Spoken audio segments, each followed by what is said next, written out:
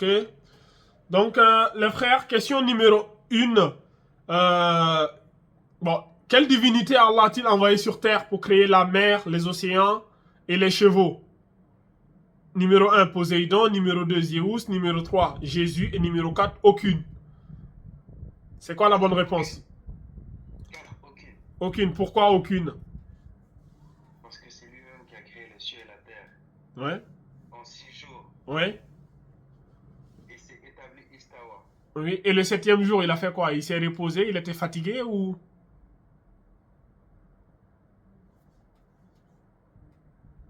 Le 7e jour, est-ce qu'il était fatigué? Est-ce qu'il s'est reposé le 7e jour? Non. Il y a des gens, il y en a d'autres qui disent en 6 jours, d'autres qui ont dit il n'a pas le temps. Il n'était pas fait en 6 jours, mais on ne sait pas combien. Ah, mais le Coran, Allah il nous a parlé dans le Coran, oui ou non? Il a dit qu'il a créé les cieux et la terre en 6 jours. Et il dit, il n'a pas eu de fatigue, ni de lassitude, ni rien. Ça, c'est dans le Coran, non? Allah, il a parlé dans le Coran de ça. Il nous a dit, c'est lui qui a créé les cieux et la terre en 6 jours. Mais, contrairement à ce que disent les chrétiens ou les autres, disent que le 7e jour, Dieu il s'est reposé. Allah, il les a dit, non, moi, je ne me suis pas reposé. Je n'ai pas besoin de me reposer. Je n'ai pas besoin de me reposer parce qu'il n'était pas fatigué. Quand il veut une chose, il dit kun fayakun. Il dit soit et la chose est. Aucune somnolence ne le saisit. Voilà. En plus, ces notions du jour, c'est des notions qui peuvent être à la fois abstraites, qui peuvent à la fois varier, tu vois. Des fois, il va te dire un jour, Inch'Allah, il équivaut à 1000 ans. Tu vois. Un jour chez lui, c'est équivalent à notre 1000 ans de dunya. Tu vois. Et parfois, il te dit, Yawm al-Qiyamah, le jour du jugement, c'est le jour, Yawmin kana miqdaru khamsina alfa sana. Un seul jour équivalent à 50 000 ans. Tu vois. Donc, ça aussi, c'est des choses techniques. Bon, on va pas rentrer dans ça, mais si on va rentrer dans ça pour débriefer, tu vas voir, il y a beaucoup de choses. Certains savants, ils ont écrit même, je pense même, des livres entiers sur ça, pour te débriefer tout ça. Et tu vas voir que tout est incroyable et, subhanallah, c'est la beauté de la connaissance et de la science. L'islam, c'est la science islamique, c'est une science infinie, en fait. Tu vois. Voilà pourquoi Allah dit, wa fawqa kulli zi ilmin alim. Au-dessus de chaque savant, il y a un autre savant. Tu vois, faut pas croire que tu es le plus, non. Même le prophète Moussa, il avait dit ça. Il a dit, je suis le plus grand savant. Et Allah lui a testé. Dans la sourate Al-Kahf, là. Voilà. Il est parti, il a rencontré un autre prophète qui s'appelait Khidr. Tu vois, et le gars, tu vois, l'histoire est dans la sourate Al-Kahf. Donc, ici, tout ce qu'on va comprendre, c'est que Allah subhanahu wa ta'ala, c'est lui, notre Dieu, qui a tout créé sur la terre. Et personne d'autre n'a créé quelque chose avec lui. Il s'est associé avec personne. Tu vois, ça, on appelle Tawhid al-Rububiyya. Tu sais, il y a 3 types. Quels sont les 3 types de Tawhid?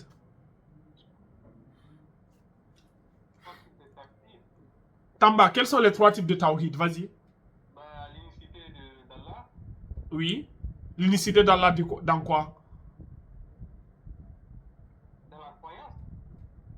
Dans la croyance, c'est vague. L'unicité, c'est-à-dire Allah croit en qu'un seul Dieu. C'est vague. Vous connaissez pas les 3 types de Tawhid, les frères. Ça, c'est fondamental dans le dîn. Nous avons 3 types de Tawhid en islam. Nous avons ce qu'on appelle Tawhid al-Rububiyya, l'unicité d'Allah dans sa seigneurie. C'est-à-dire, dans sa seigneurie, c'est Allah qui a tout créé. Créé la terre, la lune, les étoiles, machin, les planètes, le ciel et la terre, les humains et tout. Il a tout créé. La terre, le soleil, tout et tout ce qui se trouve à l'intérieur, l'univers, les galaxies.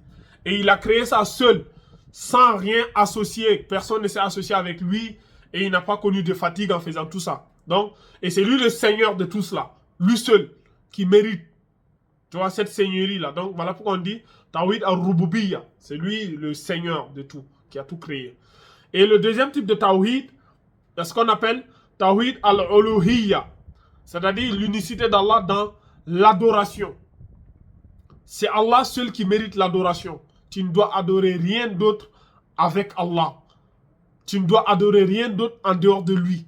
Tu dois l'adorer lui seul, l'unique, exclusivement, sans rien l'associer. Si tu pries Allah. Tu ne pries pas une pierre, une tombe.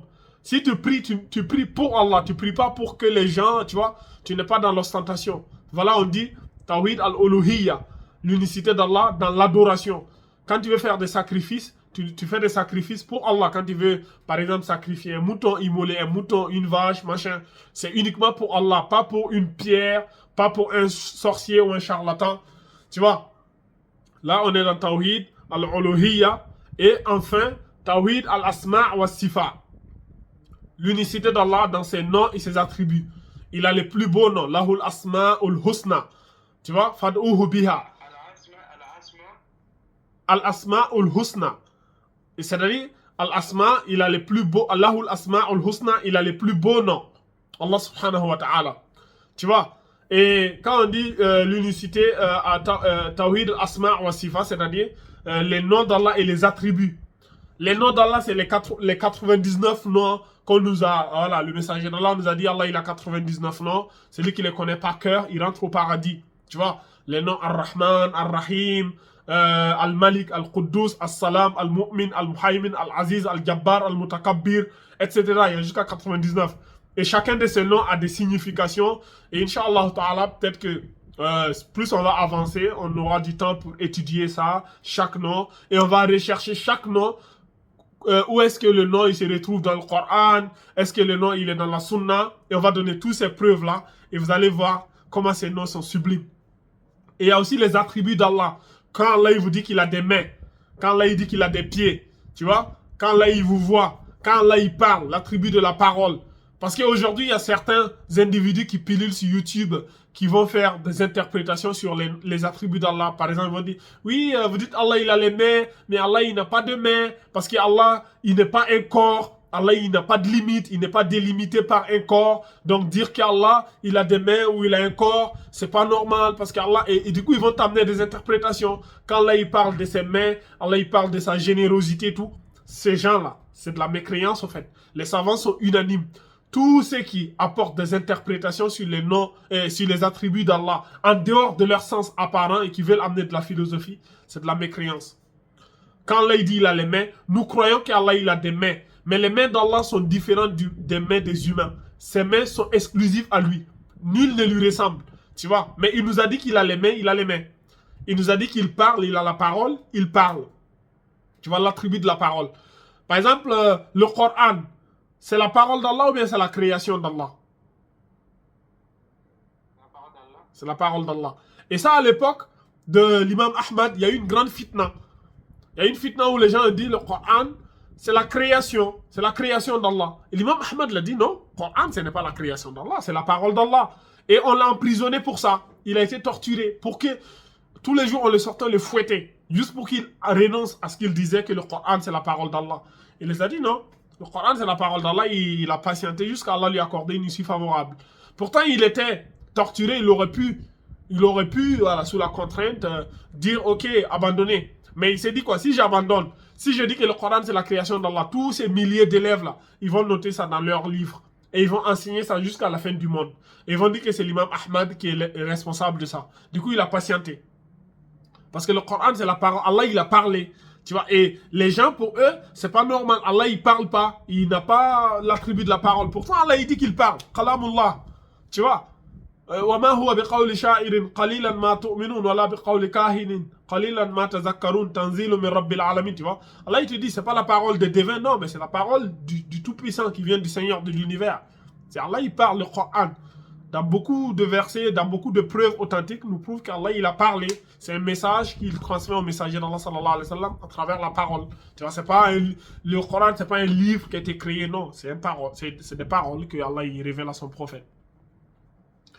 Donc, voilà les trois types. Et beaucoup de gens, quand tu demandes aux gens, par exemple, si je vous pose la question, que signifie la ilaha illallah pour vous?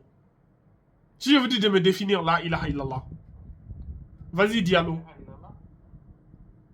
C'est quoi la ilaha illallah pour toi? Il n'y a de Dieu que Dieu. Il n'y a... Vas-y, répète. Répète. Qu'il n'y a de Dieu que Dieu. Tu attestes qu'il n'y a de Dieu que Dieu. pour toi, c'est ça, la ilaha illallah, c'est ça? Ok, Tamba, vas-y. Pour toi, c'est quoi la ilaha illallah? La ilaha illallah, pour moi, c'est parce que Dieu est unique. Oui, Diallo. La ilaha illallah, c'est en fait c'est l'unicité d'Allah. Oui, mais définis-moi, quand la ilaha illallah pour toi, tu traduis ça comment? Lui, il a dit. Moi, je peux traduire, moi, je traduis à ma façon. Je dirais Oui, vas-y, traduis parce que Diallo a dit, il n'y a de Dieu que Dieu, tu vois, donc il n'y a de Dieu que Dieu, Dieu est un. Ok, toi, traduis-moi la ilaha illallah, je vais voir. Comment tu vas me traduire ça? la ilaha illallah, pour moi, c'est Pour toi, c'est, je crois qu'un seul Dieu. tu crois qu'à un seul Dieu. Il n'y en a pas, il y en a pas en dehors de, il y en a pas en dehors de lui que lui. Ah, il n'y a pas en dehors d'Allah un autre Dieu que lui. Ok. Très bien, voilà pourquoi j'aime bien ces quiz-là. J'aime bien la façon dont vous avez répondu. Vous avez répondu, dans votre réponse, il y a le premier Tawhid. Tawhid al-Rububiyya. L'unicité d'Allah dans sa seigneurie. Il a dit, il y a un Dieu. Ok. D'accord. Toi aussi, tu as dit, il y a un Dieu, il est unique. Ok. Mais la vraie définition de la ilaha illallah, ça ne se limite pas à là. Ça ne veut pas dire Dieu est un ou Dieu est créateur. C'est beaucoup plus profond que ça. Quand on dit la ilaha illallah, ça veut dire il n'y a pas une autre divinité qui mérite l'adoration en dehors d'Allah subhanahu wa ta'ala. Tu vois la profondeur? Ça ne veut pas dire qu'il y a qu'un seul Dieu. Non. Il y a peut-être d'autres dieux à côté que les gens adorent. Mais non, quand on dit la ilaha illallah, ça veut dire c'est Allah seul, il est un unique et c'est lui seul qui mérite l'adoration. Est-ce que vous voyez? Rien ne lui est associé, c'est ça. Voilà, rien n'est lui associé. Donc il faut comprendre ça, c'est ça la ilaha illallah. Ça veut dire Allah subhanahu wa ta'ala, ça veut dire il n'y a pas un autre Dieu qui mérite l'adoration en dehors d'Allah subhanahu wa ta'ala. La ilaha illallah. C'est ça la ilaha illallah.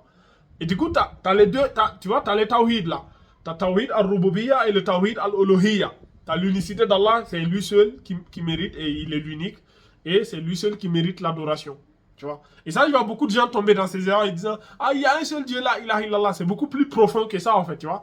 Ça veut dire, quand tu dis, il y a un seul Dieu pour la ilaha illallah, ta définition, elle n'est pas encore complète. Il lui manque cette partie-là. Parce que beaucoup de gens, même à l'époque de la Mecque là, les mécréants de Quraysh, ils savaient que qu'Allah il est Dieu. Ça, ils reconnaissaient, ils savaient que c'est Dieu qui a créé la lune, les étoiles. Ça, ils n'ont jamais débattu ça à la Mecque. Et ils savaient que Dieu, il a créé le soleil, la lune. Ça, ils étaient d'accord pour ça. Là où ils n'étaient pas d'accord avec le prophète, et c'est là où ils ont compris la ilaha illallah, ils ont compris ce que le prophète voulait. Le prophète, sallallahu alayhi wa sallam, le message qu'il disait, c'est Allah seul qui mérite l'adoration. Et c'est ça, eux, ils ne voulaient pas. Ils voulaient adorer Allah avec les autres dieux qu'ils adoraient aussi. Est-ce que tu vois? Voilà pourquoi Allah il parle dans le Coran en disant وَمَا يُؤْمِنُ أَكْثَرُهُمْ بِاللَّهِ إِلَّا وَهُمْ مُشْرِكُونَ. La plupart d'entre eux n'adorent Allah qu'en lui donnant des associés. Beaucoup de gens reconnaissent Allah, ils reconnaissent que Dieu est un, ils savent qu'il y a un Dieu, ils savent qu'il a créé la lune, les étoiles, machin et tout. Là, beaucoup de gens, là, il n'y a pas beaucoup de débat sur ça. Hein. Le vrai débat, c'est est-ce qu'il mérite l'adoration? Est-ce que c'est lui seul qu'on doit adorer ou est-ce qu'on doit adorer les autres à côté, faire du shirk, tu vois? Et c'est ça, là, ilaha illallah est puissant. C'est lui seul qui mérite l'adoration. Est-ce que c'est bon, les frères?